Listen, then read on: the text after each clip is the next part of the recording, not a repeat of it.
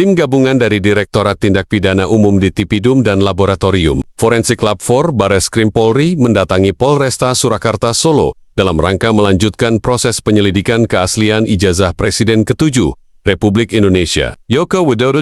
Kunjungan ini merupakan bagian dari tahapan pembuktian ilmiah atas laporan dugaan pemalsuan ijazah yang dilayangkan oleh Tim Pembela Ulama dan Aktivis TPUA. Direktur Tindak Pidana Umum Bareskrim Polri, Brigadir Jenderal Juhandani Raharjo Puro, mengungkapkan bahwa penyelidikan telah berlangsung selama 1 bulan terakhir. Proses ini dilakukan di 2 kota penting, yakni Yogyakarta dan Solo, tempat Jokowi menempuh pendidikan SMA dan perguruan tinggi. Kedatangan kami untuk menguji beberapa dokumen pembanding, yakni ijazah milik Tumonmen SMA dan kuliah Pak Jokowi. Dokumen pembanding ini nantinya akan dianalisis secara ilmiah dan disandingkan dengan ijazah milik Presiden, ujar Juhandani dalam keterangannya. Ia menambahkan bahwa saat ini proses penyelidikan telah mencapai 90%, menyisakan tahap akhir berupa pengujian laboratorium terhadap dokumen asli. Uji forensik akan menentukan konsistensi material, tanda tangan, stempel, dan format dokumen dengan standar resmi institusi pendidikan terkait. Ini proses yang sangat teknis dan saintifik. Kami tidak bisa sembarangan mengambil kesimpulan sebelum semua data kami verifikasi secara menyeluruh,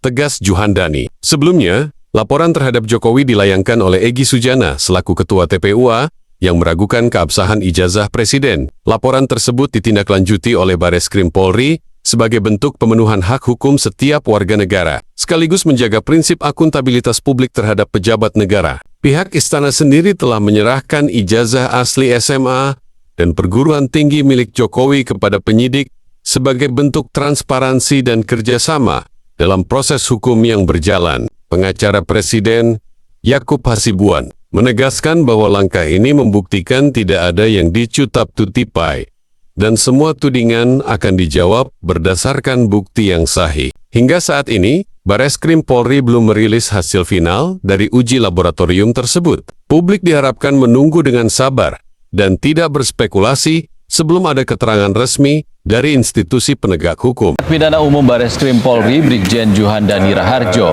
memaparkan hasil sementara penyelidikan tudingan ijazah Joko Widodo. Polisi sudah melakukan perbandingan ijazah teman sekolah dan kuliah Jokowi. Sebelumnya ada 31 saksi dan sudah membandingkan dengan 7 ijazah. Penyelidikan selanjutnya melalui laboratorium forensik. Selain pembanding tanda tangan, mungkin saja. Proses penyidikan yang kita lakukan adalah kalau di prosentase kita sudah 90%. 10%-nya adalah uji lab. Kalau uji lab ini ternyata tidak identik, yang 90% gugur. Jadi kita menguji saat ini pemeriksaan yang kita laksanakan lain sebagainya adalah 90%. Termasuk foto dan lembaran. Termasuk foto lembaran yang didalilkan oleh kami kita uji semua. Pakar telematika Roy Suryo menyatakan tetap bersikeras untuk melakukan uji sampel terhadap dokumen ijazah Presiden ke-7 RI Joko Widodo Jokowi, meskipun hasil laboratorium forensik menyatakan dokumen tersebut asli. Menurut Roy, sebagai pejabat publik, Jokowi tidak bisa diperlakukan seperti warga biasa, sehingga dokumen-dokumen akademiknya layak untuk diuji secara terbuka dan objektif. Kalau ternyata asli, ya nanti kita lihat aslinya seperti apa. Saya tetap punya hak untuk mengecek, karena Pak Jokowi itu adalah pejabat publik, bukan rakyat biasa, ujar Roy dalam keterangannya kepada media, Jumat 9 Mei tahun 2025. Roy menegaskan, dirinya tetap meminta dilakukan uji sampel bersama, guna memastikan kesesuaian dokumen yang diperiksa Bareskrim Polri dengan salinan yang dimilikinya. Ia bahkan menyoroti keberadaan skripsi Jokowi yang menurutnya janggal, karena tidak dilengkapi lembar pengesahan, daftar penguji, dan nama dosen pembimbing yang berbeda antara satu versi dengan lainnya. Kalau skripsinya dinyatakan asli, mohon izin kami untuk melakukan uji sampel bersama.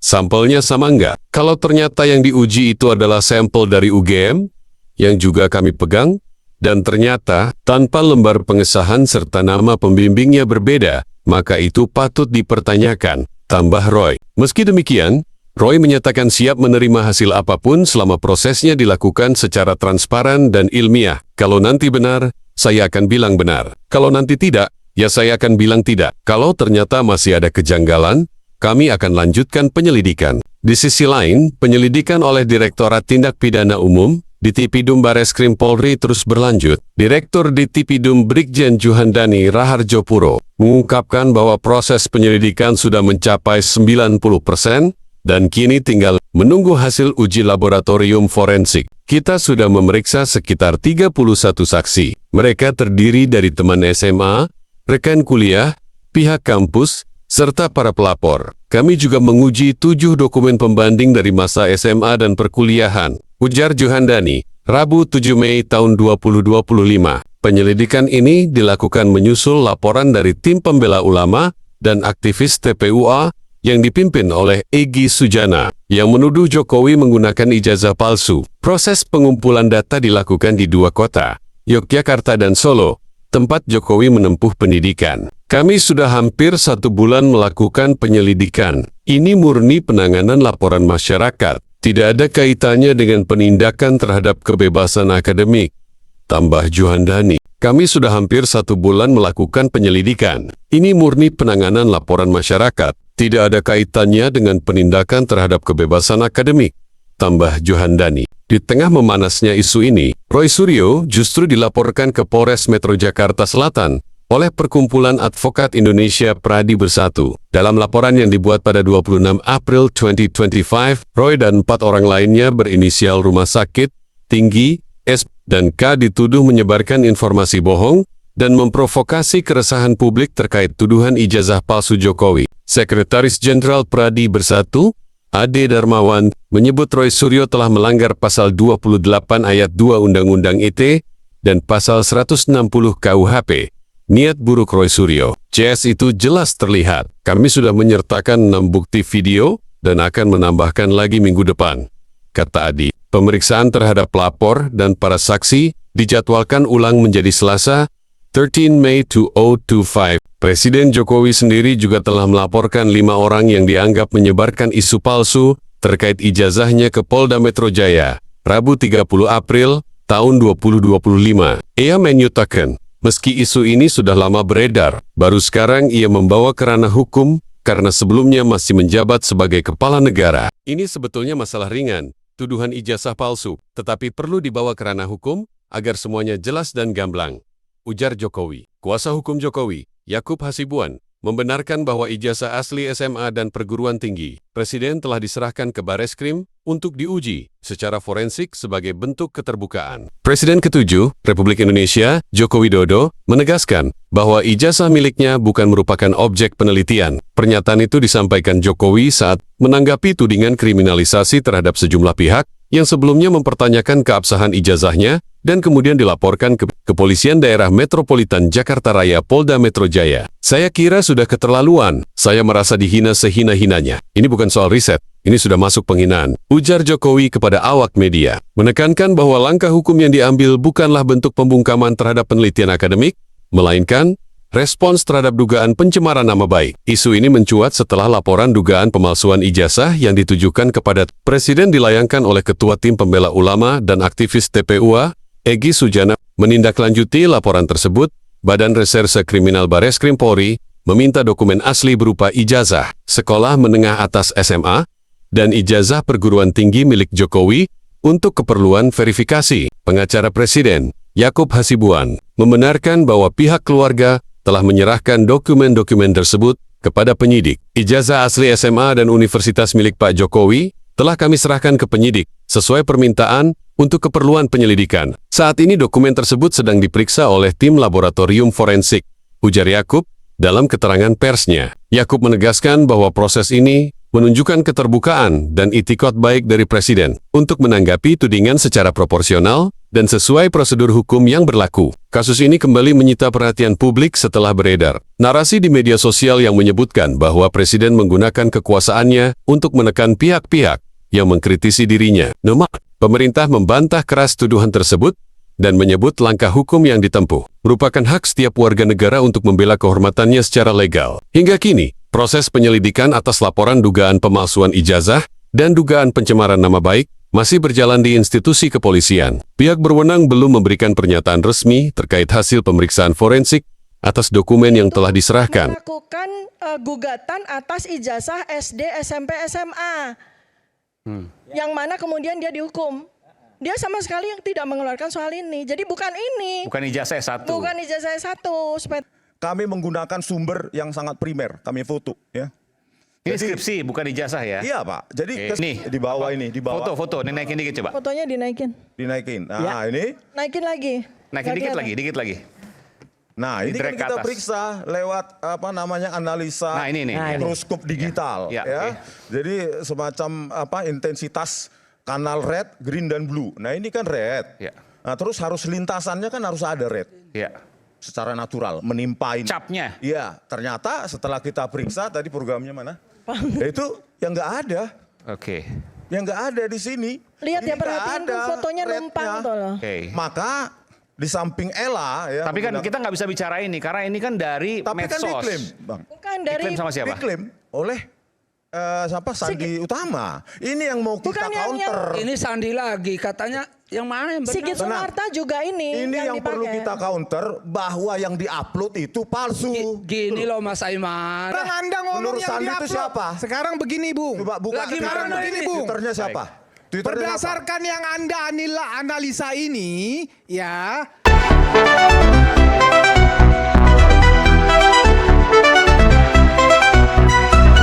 Mungkin lebih elok, lebih arif, memberi contoh kepada masyarakat supaya tidak melanjutkan laporannya. Supaya orang tetap bangga terhadap sikap Pak Jokowi. Karena apa? Mantan pimpinan yang bisa diingat itu ada legasinya.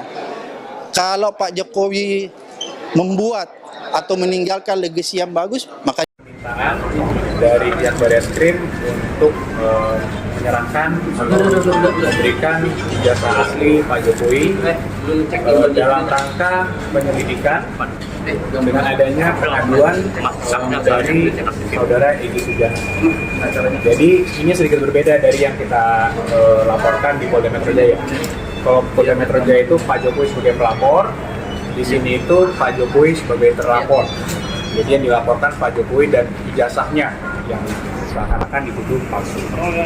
Oleh karena itu hari ini kita sudah serahkan semuanya pada pihak Bareskrim untuk ditindaklanjuti, untuk dilakukan uji lab forensik. Surat itu kapan, Pak? Surat permintaan dari Bareskrim. Surat permintaannya itu tanggal 6. Boleh dilihat di kamera. Iya, tanggal 6 Mei. Tanggal 6 Mei. Untuk datang hari ini untuk menyerahkan dokumen tersebut. Memang untuk hari ini panggilannya ya? Untuk hari ini. Baru sempatnya hari ini bukan? Bukan, memang panggilan untuk hari ini dan Pak Jokowi sudah terima suratnya juga dan beliau memberitahukan juga bahwa harus hadir. Sehingga kita hadir hari ini membawa langsung ijazah tersebut. Pak, diminta keterangannya juga nggak dari Pak Wahyudinya? Tidak, karena hari ini itu memang agendanya permintaan dokumen. Penyerahan dokumen. Berarti Pak Jokowi apa kalau datang ke Barat itu kapan? Kita belum tahu karena kita masih menunggu semua dari para penyidik, sehingga mungkin nanti untuk detail penyidikannya seperti apa itu mungkin bisa ditanyakan langsung kepada penyidik. Forensiknya selesai kapan? Kami belum tahu juga. Belum tahu juga. Ijazah SMA dan ijazah kuliah sudah kita serahkan, dua dokumen situ, dan nanti infonya kami akan diberitahu lagi ketika ujinya sudah selesai. Ada tanda terimanya nggak, Pak? Ada Pak. Boleh dilihatin? Sedikit aja ya, mungkin karena ada data-data pribadi kan, tapi mungkin ini tanda terimanya. Belum.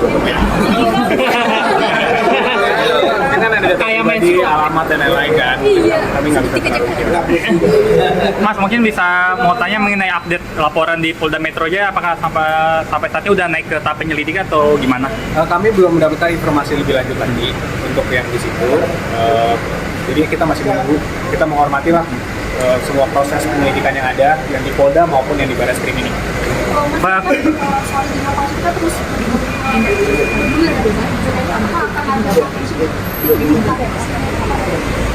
Dan tentunya pada saat kita sudah menyerahkannya ini ke jalur hukum, ya biarkanlah berproses secara hukum nantinya. Apakah ini nanti penyidik memiliki kewajiban untuk menunjukkan, apakah penyidik nanti harus memeriksa lab forensik, itu semua kami serahkan semuanya ke penyelidik. Jadi apakah Pak Jokowi punya komitmen untuk mendukung penyidikan ini? Sangat. Oleh karena itu Pak Jokowi kan hari ini juga melalui kami tentunya menyerahkan dokumen tersebut. Artinya sebenarnya ini bukan laporan yang kami sampaikan di Polda Metro Jaya. Ini adalah laporan masyarakat, laporan terhadap Pak Jokowi dan terhadap ijazahnya, tapi beliau bersedia karena memang sudah perintah atau memang permintaan dari penegak hukum yaitu Bareskrim di pihak ini, sehingga itu dipenuhi oleh Pak Jokowi. Tapi ada alasan khusus nggak sih Pak kenapa Pak Jokowi nggak bisa hadir hari ini dan mengutus adik iparnya? Tidak ada alasan khusus karena memang agendanya adalah hanya penyerahan dokumen, sehingga kan memang bisa dilakukan itu. Pak, tapi kan yang di Bareskrim ini kan terkait Pak Jokowi sebagai terlapor. Apakah ada kesiapan gitu jika nantinya memang Pak Jokowi harus diperiksa di Bareskrim sebagai terlapor? Tentunya siap, tapi kami semua kembali lagi kami menyerahkannya kepada pihak polisian. Jika nanti penyelidik melihatnya seperti apa, tentunya kami akan kooperatif dan Pak Jokowi juga siap. Dan dibuktikan hari ini ijazah aslinya dibawakan langsung. Dan ini kan sebenarnya juga kembali lagi ijazah ini kan adalah dokumen pribadi dan sensitif yang sudah disimpan berpuluh-puluh tahun sehingga dibawakan langsung oleh tentunya orang yang dipercayanya, yaitu ada keluarga juga dan juga ada ajudan pribadi juga. Itu dibawa langsung hari ini, langsung diserahkan. Nah ini sekarang kami juga menyerahkannya kepada pihak penyelidik untuk melakukan apa yang memang perlu dilakukan sesuai dengan hukum acara.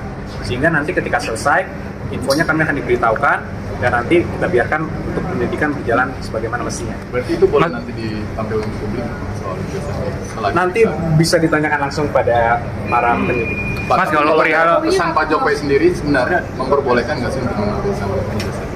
Jadi dari awal itu kan memang kami sudah sampaikan Mas, bahwa untuk menunjukkan ini tidak akan menyelesaikan persoalan. Sudah berkali-kali juga dikonfirmasi ini dari pihak UGM, dari kawan-kawan dan sebagainya. Sehingga pada saat kita memutuskan untuk mengambil langkah hukum, maka biarkanlah proses hukum yang berjalan. Apakah nanti memang di persidangan perlu ditunjukkan, yaitu tentunya kalau memang perlu, ya kami dukung. Mas, perihal ijazah ini kan selain di Bareskrim dan di Polda Metro juga sempat dimediasi di PN Solo kan ya. Nah itu terakhir kan Pak Jokowi tidak hadir dan mediasinya itu kan deadlock. Mungkin bisa jelaskan kenapa Pak Jokowi tidak hadir sehingga jadinya deadlock ya pada saat itu. Untuk yang PN Solo kebetulan bukan kami yang menangani, jadi kami menghormati rekan kami yang menangani perkara tersebut. Jadi mungkin pertanyaan tersebut bisa ditanyakan langsung pada penasihat hukum yang menangani. Pak Wahyudi mungkin boleh Pak menyampaikan pesan dari Pak Jokowi sebelum itu apa sih Pak? Ya, kami percaya terus membawa dokumen Bapak, boleh maju. bawa dokumen ijazah untuk menyerahkan di Bareskrim ini. Karena ya diberitakan seperti itu aja karena sebagai akibat saya untuk bawa dokumen ini sekarang sudah diserahkan ke Bareskrim, nanti selanjutnya bisa menerangkan dalam penasihat hukum maupun di Bareskrim. Jadi itu aja. Harapannya Pak terkait dengan kasus ini Pak? Ya, Harapan dari keluarga? cepat selesai ini, buat gamblang gitu, ya kan? Ada pesan khusus nggak yang disampaikan langsung dari Pak Jokowi? Tidak ada. Dalam mantapan? Tidak ada, hanya membawakan dokumen ini aja, serahkan ke Bareskrim. Oh ya, keluarga melihat kalau ini sebagai ada tindak kriminalisasi nggak sih dari pihak-pihak tertentu karena udah diserang berkali-kali Pak Jokowi? Kita serahkan pihak kepolisian aja nanti. Oke. Terima kasih banyak Pak. Soal ijazah presiden ribut sampai sekarang, masif sekali gerakannya. Itu apakah tidak bisa ditangkal agar tidak sampai terjadi suatu saat hal-hal seperti itu? Soal ijazah presiden asli itu apa tidak, itu pelanggaran hukum atau pelanggaran etik? Ini sebenarnya tidak akan terjadi soal pelanggaran itu kalau undang-undangnya ketat. Mengatur, mengantisipasi agar itu tidak terjadi, dan kalau terjadi apa akibatnya. Misalnya kasus ijazah Pak Jokowi yang sekarang ini, saya ikut bicara sebentar kemarin.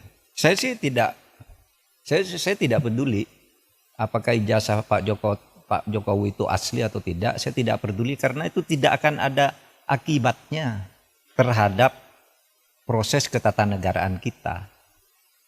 Dalam arti begini, taruhlah misalnya betul tuh ijazah Pak Jokowi palsu misalnya. Lalu ada yang mengatakan gini, kalau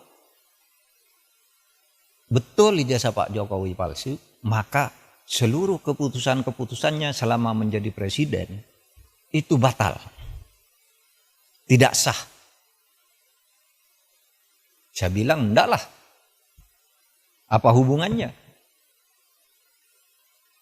Itu kan hukum tata negara. Kalau pidana iya. Pidananya bisa. Kalau terjadi pemalsuan, itu karena kebohongan. Kebohongan publik karena pemalsuan. Itu bisa, tapi pidana itu tidak menyangkut ketatanegaraan ke orangnya. Kalau ketatanegaraan misalnya pengadilan memutuskan hari ini, Presiden kemarin ijazahnya palsu, maka semua keputusan jasa ya bubar negara ini. Undang-undang pemilu dia yang buat, pemilunya udah selesai. Yang tanda tangan tuh Presiden. Apa tidak sah? Yang mengangkat hakim-hakim tuh tanda tangannya Presiden, hakim MK, hakim MA. Apa putusannya batal semua? Pengangkatan menteri diangkat oleh Presiden tidak sah. Apa batal semua itu kebijakan perjanjian internasional dan sebagainya? Enggak. Enggak bakal tidak sah. Karena apa? Kalau pendekatannya hukum tata negara dan hukum administrasi negara, itu dalilnya itu keputusan yang sudah dibuat secara sah oleh kedua belah pihak,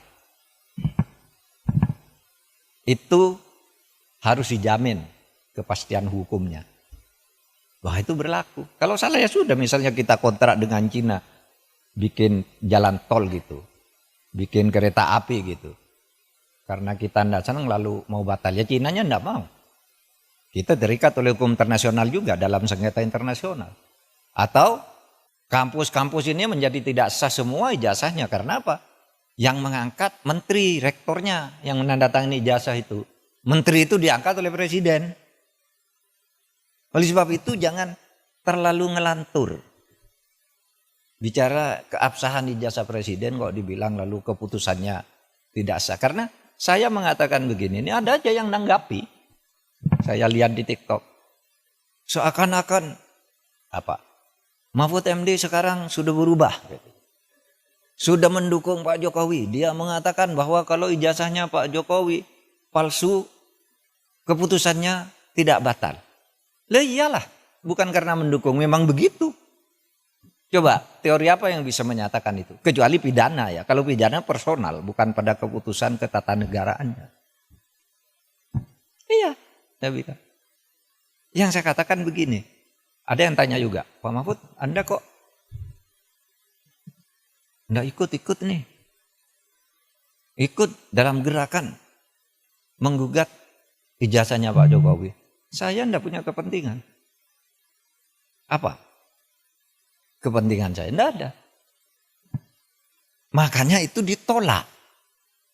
Ditolak oleh pengadilan tuh bukan karena pengadilannya salah. Gini mari saya jelaskan. Biar nanti saudara kalau mencari celah ngatur pelanggaran presiden yang terlanjur terjadi itu di undang-undang kepresidenan mau diatur bagaimana. Saya dengar paper yang masuk sudah banyak. Coba nanti dipilih butir. Ya begini. Yang gugat ijazahnya Jokowi ini pertama masuk ke gugatan peradilan perdata. Sudahlah, keabsahan ijazah kok digugat ke pengadilan perdata, pengadilan bilang bukan wewenang saya. Jadi benar pengadilan itu bilang, NO saya tidak dapat menerima ini karena bukan wewenang. Tugas pengadilan itu bukan mencabut ijazah. Terus jawab apa dong? Lagi pula, kalau perdata itu ya seperti teorinya perdata itu yang menimbulkan hak dan kewajiban. Orang bisa melakukan gugatan perdata kalau ada perjanjian kontraktual, kontrak di antara kedua pihak di mana yang satu tidak memenuhi syarat. Kapan Pak Jokowi melakukan kontrak dengan orang yang menggugat itu? Mewakili siapa dia? Iya kan? Pengadilan begitu. Saya tidak membela Pak Jokowi, tidak juga membela pengadilan. Benar dia, justru kalau dia memutus salah. Pengadilan negeri itu. Terus kemana dong? Tidak ada kan? Pihak yang dirugikan siapa? Secara perdata. Siapa yang perdata itu kan pribadi dan badan hukum. privat. Oh kalau gitu pindah ke PT UN. PT UN juga menyatakan tidak bisa nerima. Kenapa? Kalau saya dinyatakan mencabut ijazah tidak sah. Seharusnya Anda minta, kalau mencabut ijazah itu minta ke UGM. Karena UGM yang menerbitkan, masa PT UN? Dan lagi pula apa rugimu secara ketatanegaraan, ketatausahaan-negaraan? Pencabutan itu minta ke UGM, kamu UGM yang mengeluarkan. Kok saya disuruh menyatakan tidak sah? Kalau Kalimantan suruh nyatakan tidak sah, pasti NU dong. Kalau mungkin minta agar pengadilan memerintahkan UGM untuk mencabut gitu, itu jadi perkara, pihaknya jadi UGM. Maka saya bilang, wah UGM tidak usah melibatkan diri lah, apa buang-buang waktu begitu. Dan orang tidak berwenang juga. Lembaga hukum perdata privat, kelompok orang datang ke UGM memaksa saya meminta lihat ijazahnya Pak Jokowi, tidak bisa. Kalau begitu setiap orang bisa datang ke sana minta melihat ijazahnya Pak Mahfud itu apa. Gitu. Misalnya, saudara nulis nih kayak ini. Profesor Dr. Muhammad Mahfud MD SHSU, benar. Tapi sekarang yang beredar, Profesor Dr. Muhammad Mahfud MD SHSU MIP. Yang di Kepres yang terakhir itu ada MIP-nya. Saya tidak pernah mengusulkan nama MIP itu.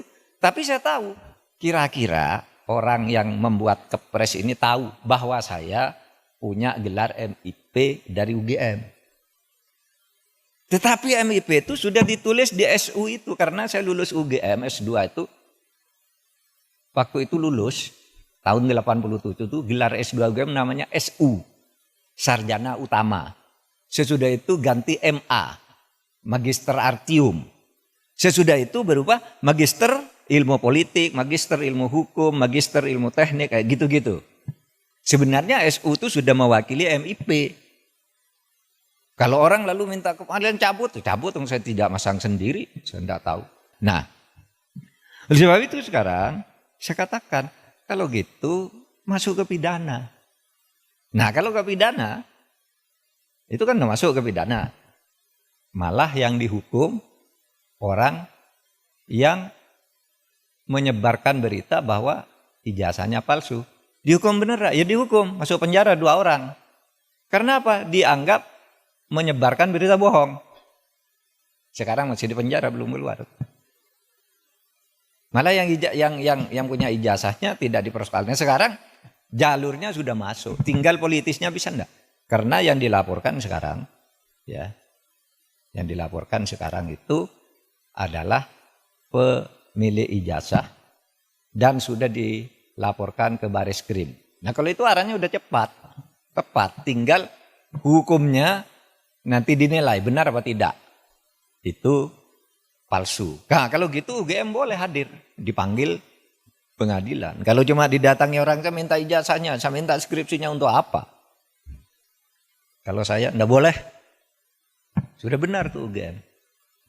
Gitu. Nah, saudara sekalian, pada saat pemilu misalnya, ada dugaan abuse of power yang sulit dibendung dan diselesaikan oleh pengadilan karena langkah-langkah politik presiden semuanya dibungkus dengan kewenangan formal. Misalnya, yang berwenang membagi bansos itu kan Menteri Sosial. Dan Menteri Sosial sudah lapor ke Presiden. Atau diperintahkan oleh Presiden. Kan tidak salah. Apa salahnya coba? Memang itu kewenangan formalnya. Tapi di pelaksanaannya lalu dibelokkan. Nah itu soal lain. Kalau lalu diatur di undang-undang kepresidenan, gitu terus gimana? Apa tidak boleh? Kan itu tanggung jawab presiden. Oh diatur, anunya Pak, kalau dibelokkan di bawah. Nah silahkan kalau itu mau dimasukkan, meskipun kalau itu terjadi, itu hukumnya sudah ada. Dan sudah ada banyak yang masuk penjara gitu. Makanya cari, saya bukan tiba-tiba setuju dah undang-undang kepresidenan. Tapi dicari bahwa itu sudah lengkap, diatur di berbagai undang-undang, hanya tidak satu. Tapi pelaksanaan di lapangan banyak abuse of power. Penyalahgunaan kekuasaan. Itu. Nah, saudara sekalian, sampai saat-saat akhir di masa jabatan misalnya, dalam masa istilah Mas Zainal Arifin Mukhtar itu masa lemdak. Masa lemdak itu masa bebek lumpuh. Di mana presiden itu sudah tidak lagi menjadi presiden karena sudah terpilih yang baru, cuma menunggu pelantikan itu lemdak namanya. Nah, belakangan ini di masa demisioner, gitu. Di masa demisioner banyak sekali kebijakan-kebijakan strategis yang kemudian mengikat presiden baru. Orang protes, terus presiden baru apa dong? Nah ini kalau mau diatur oleh undang-undang kepresidenan boleh juga. Dicoba nanti. Kalau di masa lemdak, begitu presiden baru diumumkan terpilih, tinggal nunggu 3 bulan pelantikan. Apa yang boleh dilakukan oleh presiden lama? Apa yang tidak boleh dilakukan? Diatur juga boleh. Masa-masa itu. Ya. Misalnya tidak boleh membuat keputusan strategis. Kan bisa saja loh. Gini loh. Yang kemarin saya bayangkan. Kenapa saya itu sesudah pengumuman MK pemilu bahwa Prabowo Gibran menang sebagai orang hukum, saya katakan ya sudah, dia menang, saya mengakui dan saya mengucapkan selamat. Silakan laksanakan tugas ini dengan baik. Legowo. Tetapi sampai dengan pelantikan 20 Oktober, saya terus berteriak. Banyak abuse of power yang dilakukan oleh presiden. Dan yang saya takut itu, ini 20 Oktober kan. Ini belum dilantik nih. Presidennya udah nunggu di sini. Bisa saja sehari sebelum pelantikan dia mengeluarkan dekret bahwa pemilu yang kemarin saya anggap tidak sah karena saya lalai melaksanakannya. Oleh sebab itu tidak jadi pelantikan presiden, saya perpanjang lagi. Bisa. Saudara akan mengatakan, Pak, dekret kan tidak dikenal di dalam tata hukum. Memang tidak dikenal di mana-mana. Tetapi dalilnya, setiap kekuasaan yang diperoleh dan efektif ditaati tidak bisa dilawan, itu mengikat. Tahu bukunya Hans Kelsen,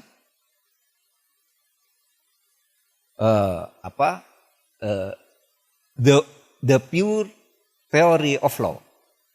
Itu kata ini, revolusi dan pemberontakan yang menang, perlawanan terhadap konstitusi yang menang itu menjadi hukum baru kalau bisa efektif dipaksakan kepada rakyatnya.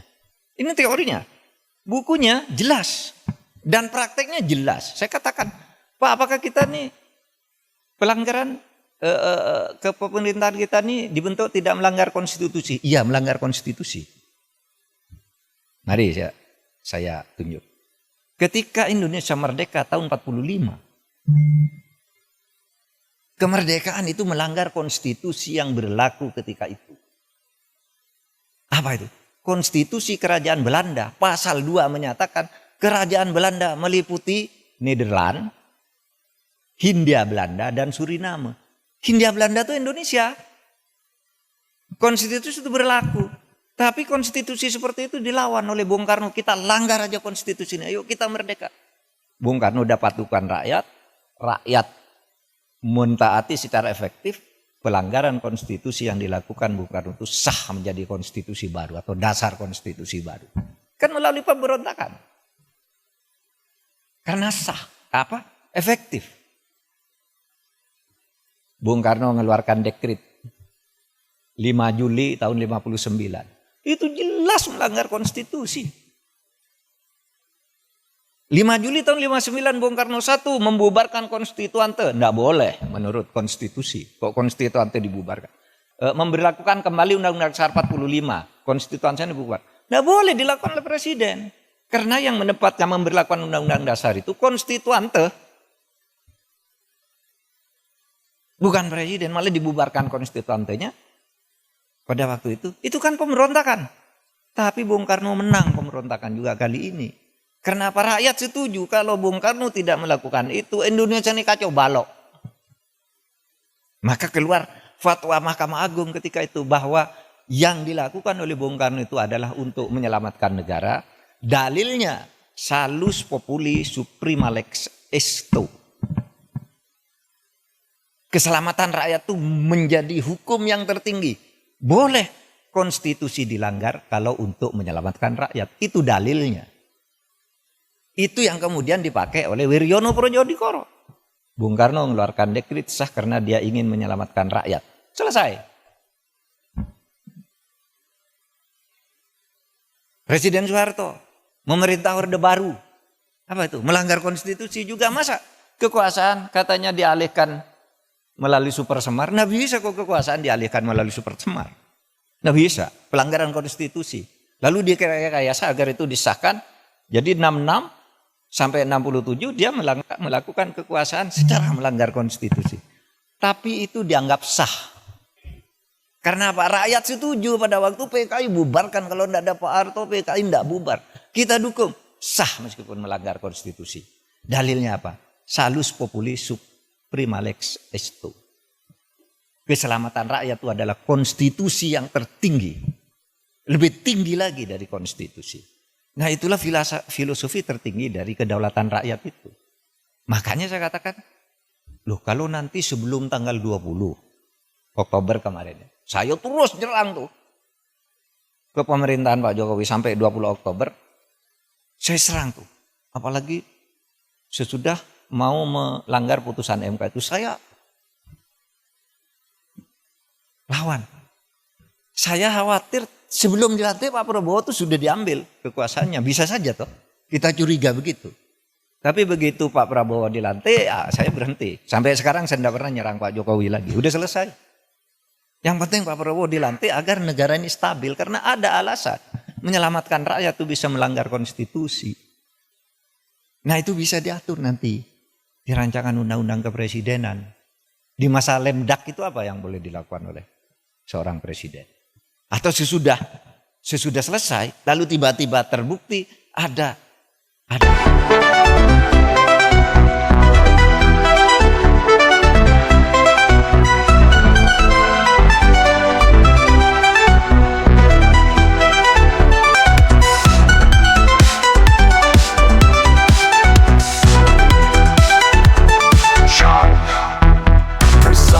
Stings dominate the opening, delivering a dramatic sense of urgency. The snare drum rolls create the tension, mimicking breaking news excitement.